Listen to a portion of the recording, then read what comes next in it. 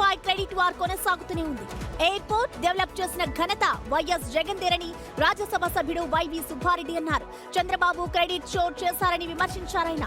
ఇటు జగన్ భూమి పూజ చేసిన రోజే 2.5 ఏళ్లలో పూర్తి చేయాలని జిఎంఆర్ సంస్థను ఆదేశించినట్లుగా తెలిపారు. ప్రభుత్వ ఆస్తులను ప్రైవేటీకరణ చేయాలని చూస్తున్నారని ఆరోపించారు వైవి సుబ్బారెడ్డి.